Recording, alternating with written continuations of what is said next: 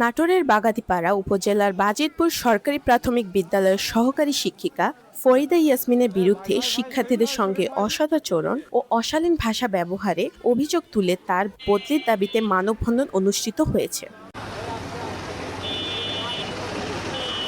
বৃহস্পতিবার দুপুরে বিদ্যালয়ের সামনে আয়োজিত এই মানববন্ধনে বিদ্যালয়ের অভিভাবক, শিক্ষার্থী ও স্থানীয় এলাকাবাসী অংশ নেন। মানববন্ধনে বক্তারা অভিযোগ করেন, সহকারী শিক্ষিকা ফরিদা ইয়াসমিন দীর্ঘদিন ধরে শিক্ষার্থীদের সঙ্গে অসৌজন্যমূলক আচরণ করছেন। এছাড়া তিনি অকথ্য ভাষায় গালিগালাজ এবং মানসিকভাবে হেনস্থা করে আসছেন বলে অভিযোগ করা হয়। আমরা ভাষায় প্রকাশ করতে পারবো না। আজকে স্কুল, এই গ্রামের মানুষ এরকমভাবে বঞ্চিত হচ্ছে যে স্কুলও ধ্বংসের দ্বার প্রান্তে চলে গেছে। আজকে হেন অভিভাবক নাই, হেন শিক্ষার্থী নাই যার সাথে উনি খারাপ ব্যবহার করেন না। এতে শিক্ষার্থীদের মধ্যে ভীতি সৃষ্টি হচ্ছে এবং তাদের স্বাভাবিক শিক্ষা পরিবেশ ব্যাহত হচ্ছে বলে দাবি করেন তারা। বক্তারা বিষয়টি দ্রুত তদন্ত করে প্রয়োজনীয় ব্যবস্থা গ্রহণ এবং অভিযুক্ত শিক্ষিকা অন্যত্র বদলির দাবি জানান।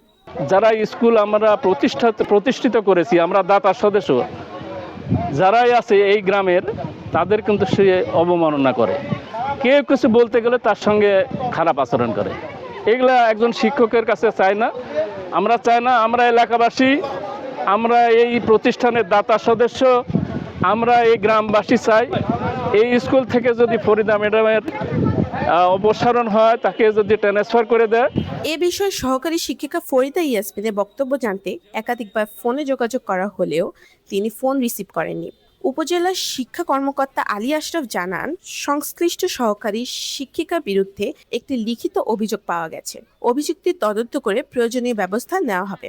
Desk report, next Bangladesh 24।